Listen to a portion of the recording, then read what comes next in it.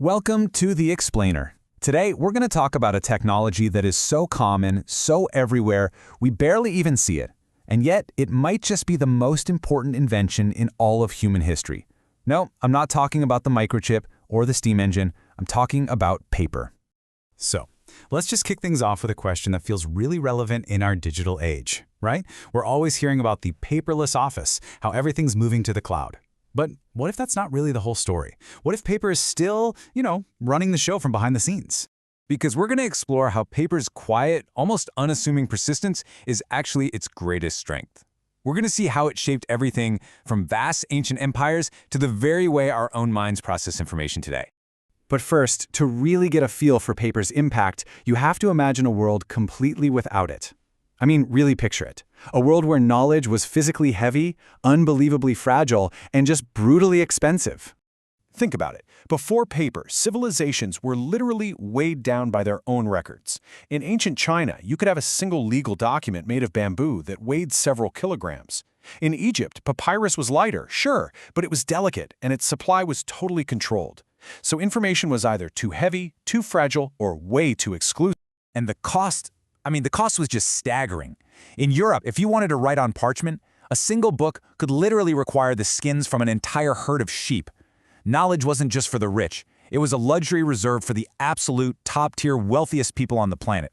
For a civilization to really grow, it needed something better. Okay, so let's get to the solution. All of that pressure, the sheer need to manage a massive, complex empire, led to a world-changing breakthrough, and it happened in Han China.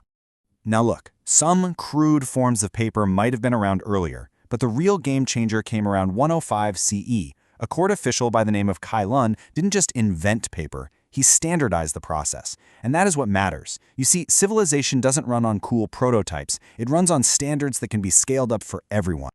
The real genius of the whole thing was its simplicity. I mean, this process took waste materials, things like old rags, fishing nets, mulberry bark, and turned them into something incredibly valuable. You just soak it, beat it all into a pulp, form it on a screen, and then dry it into sheets. This wasn't just a new product, it was a technological revolution, built on what was essentially trash. And this is exactly why it was a revolution. Paper solved every single one of the old problems, all at once. The materials, cheap and renewable. There's no monopoly on old rags, right? And, most importantly, the final product was light, it was thin, and it was portable.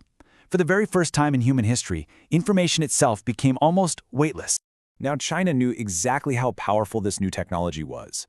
They guarded it like a state secret for hundreds of years. But, like all really powerful ideas, the secret of papermaking, it eventually leaked, and that began its very slow journey across the world. This timeline just shows you the incredibly slow fuse on this innovation. It took over 600 years to even get to the Islamic world, and that only happened after a key battle. It then took over 1,000 years for this critical technology to finally arrive in Europe. The world wasn't flat back then. Ideas moved at the speed of conquest and trade.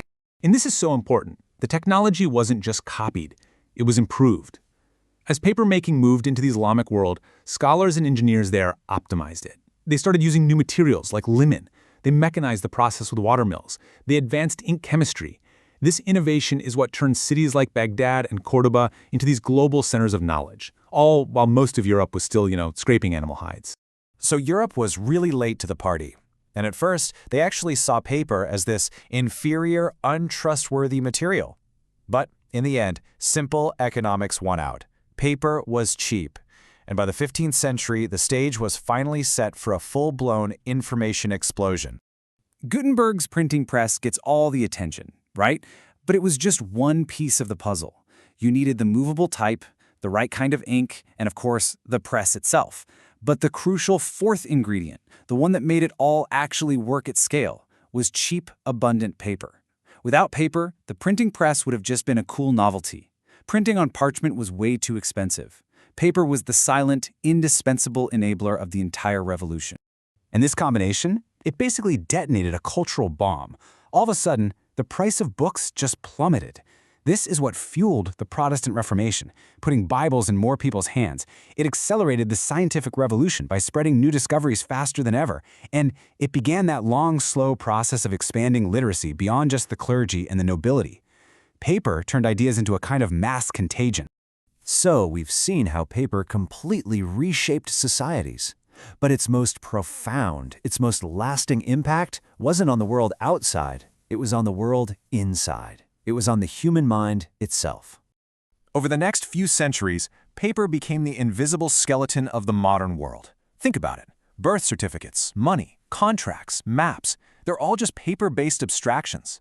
Paper allowed us to do things like own land without physically standing on it, and to trade promises as if they were currency. Modern capitalism is completely built on this foundation of paper trust. And this right here, this gets to the heart of paper's true power. It didn't just store our thoughts, it allowed us to externalize them. It gave us an external hard drive for our entire civilization, a place where we could build these incredibly complex systems of law and science and bureaucracy that would be absolutely impossible for any single human brain to hold in memory alone. Which brings us to today. In our world of constant updates and digital decay, paper's greatest strengths are, kind of ironically, its limitations. It can't be hacked in the same way a computer can, it doesn't need a battery, and a 500-year-old document is perfectly readable without any special software. That's why our most critical systems, from aviation checklists to legal archives, still rely on it. And this brings us right back to where we started. We think in terms of desktops, files, folders, and pages on a screen. I mean, why do we use those metaphors? What is our seemingly brand new digital world actually built on? The answer is centuries of paper logic. Our entire modern way of thinking, the way we organize and structure information, was architected by this simple material. Paper isn't obsolete, it's the foundational operating system we are all still using every single day, whether we realize it or not.